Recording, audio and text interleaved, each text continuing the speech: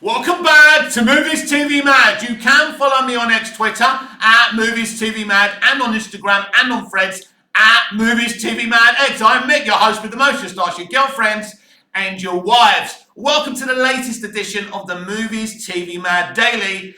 And these are your DC updates. A little bit late, a couple of days old, but I did another video about something else, so we're here now. So stop bloody complaining. So Matt Reeves is promoting his Penguin series, which is basically a bridge between the first Batman film and the Batman 2. And Matt has been discussing the Batman 2. He has confirmed that the brilliant Colin Farrell will reprise his role as Oswald Cobblepot, aka the Penguin, in the Batman 2. Obviously, the Penguin is a bridge between the first Batman and the second Batman that he's confirmed he's still writing, and they're going to be going into shooting next year.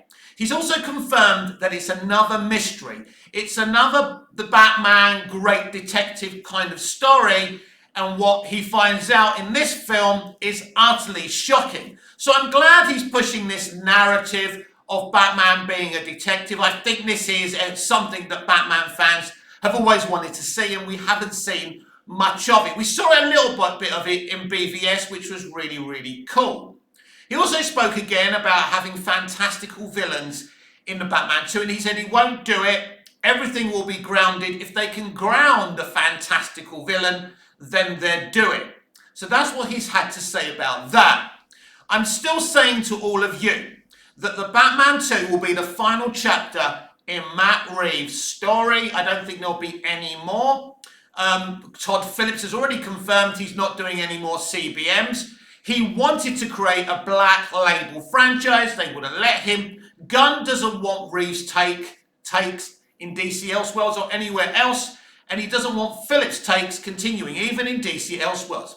The only reason DC Elseworlds even exists is a dumping ground for these franchises from visionary filmmakers, which I think is the way DC should be proceeding, and not a plastic bottled universe in like James Gunn's going to give us.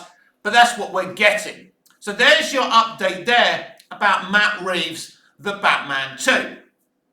Look, here's the thing for me, and James Gunn has already confirmed that his DC universe will be a fantastical universe, and we're going to get a more fantastical Batman, which is cool, because we've had grounded Batman movies. We've had the Batman, we've had the Dark Knight trilogy. You know, I'm kind of bored of grounded CBMs.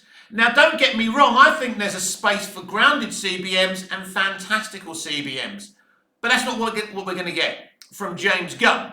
Now, in teasing his Creature Commandos animated series, which is 7 or 8 episodes yesterday, I think it was a beautiful Entertainment Weekly spread, where he said, basically, Superman is where everything begins. It's going to be an epic movie. His words, not mine, but he said Creature Commandos will give some hints and little nuggets about the future of DC Universe. So very, very interesting. He said they're kind of like the Guardians of the Galaxy, but they're not as positive. You know, they're more of a darker side. So basically, it's another Suicide Squad. Basically, James Gunn is good at stuff like this. Creature Commandos, The Authority, which I believe he will write and direct himself. But is he going to be any good at making a Superman film? My analogy of this Superman film, because I'm on the fence, right?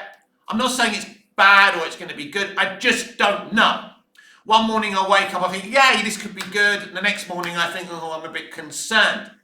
I think it's like attending a car crash. You know when you see people attending a car crash and they get their smartphones out and they start filming, and, you know, they film the police arriving, the paramedics taking, you know, the injured parties in the ambulance and all of that.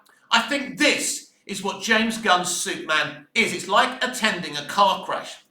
The suit is not very impressive thus far. If the general audience are watching, they're watching a costume we've seen, you know, on location that doesn't even fit the actor David Corenswet properly. So if you're part of the general audience, you already have doubts about this movie.